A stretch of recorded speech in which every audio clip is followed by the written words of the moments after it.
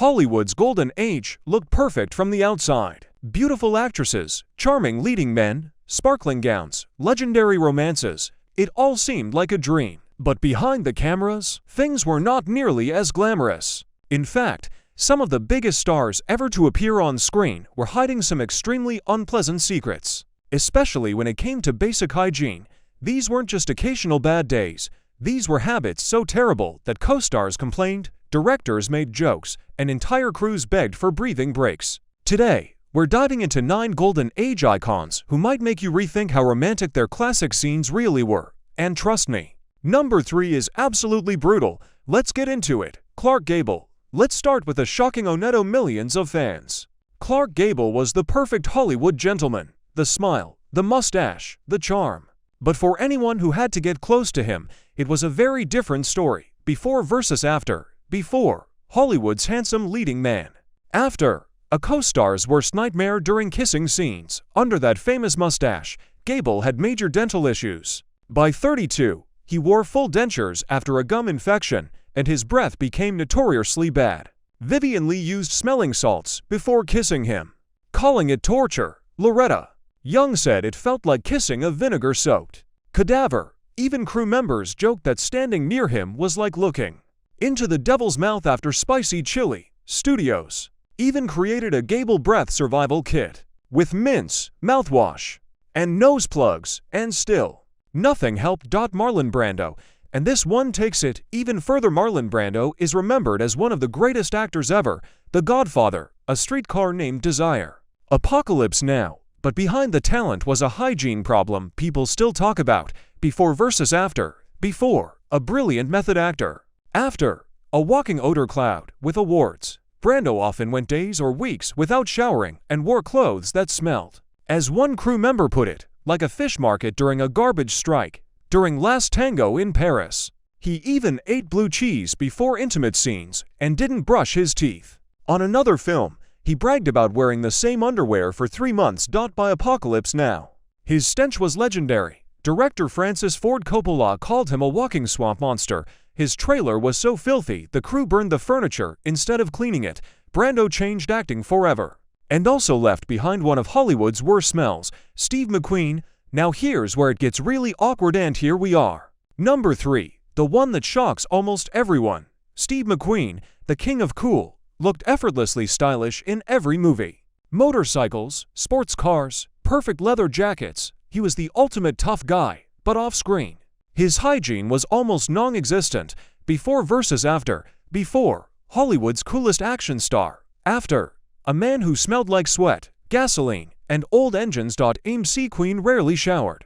Instead, he relied on something the crew called the pit stop shuffle, wiping himself with paper towels and spraying cheap cologne on top of the sweat, oil, and dirt. One assistant said the cologne only made it worse. It spread the stink around instead of hiding it. His love for working on bikes and cars only added more smells. He'd arrive on set covered in grease, oil, and fuel residue, then proceed to film romantic scenes without cleaning up. Faye Dunaway, his co-star in the Thomas Crown Affair, reportedly asked the director to shorten their kissing takes because she could barely breathe around him. Even his teeth were a problem.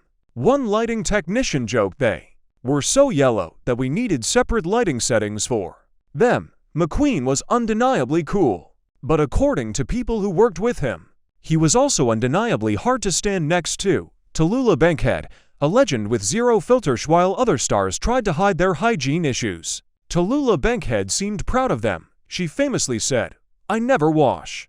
I've made a pact with dirt," and she was not exaggerating. Before versus after. Before, a bold, glamorous actress known for her attitude. After, a walking tornado of mess, chaos, and mystery odors. Tallulah went weeks without bathing.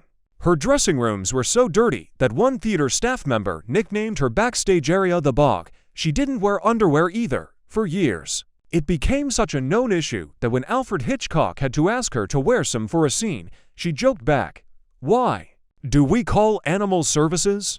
Her hotel rooms were equally chaotic. Old food, cigarettes, piles of clothes, bottles, and a smell that stayed behind long after she checked out. W.C. Fields, the man who smelled like his characters. If you thought his drunken characters were exaggerated, They weren't. W.C. Fields truly lived the life of a full-time drinker. Before versus after. Before, comedic genius with a lovable drunk persona. After, a man who smelled like a mix of alcohol, sweat, and yesterday's hangover. He started drinking from the moment he woke up.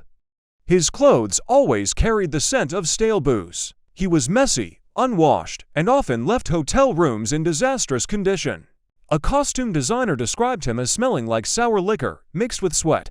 A director even joked, "Fields doesn't age, he pickles like a jar of brine."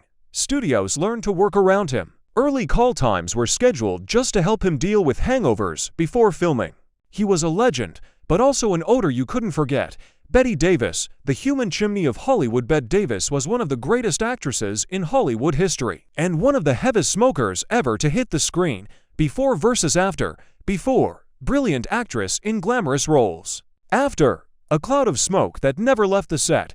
Davis smoked over 100 cigarettes a day. Everything around her smelled like burnt paper and ash. A director once said kissing her was like kissing an ashtray. Her makeup artists worked through constant smoke, coughing so much that they jokingly called it the Betty hack. Her co-workers accepted it because she was a superstar. But nobody ever forgot the smell. Howard Hughes, when genius turns into pure chaos. Howard Hughes started out as a handsome young billionaire and film producer. But as he got older, his hygiene became one of the strangest Hollywood stories ever. Before versus after. Before, a brilliant, clean-cut entrepreneur and aviation pioneer. After, a reclusive man living in filth, surrounded by jars of his own urine. Yes, so. Jars. Hughes became terrified of germs, which sounds like it would make him cleaner, but it had the opposite effect. He stopped bathing, stopped trimming his nails, stopped changing clothes, and lived in dark rooms filled with tissues. Former staff said entering his room felt like walking into a sealed chamber of rot.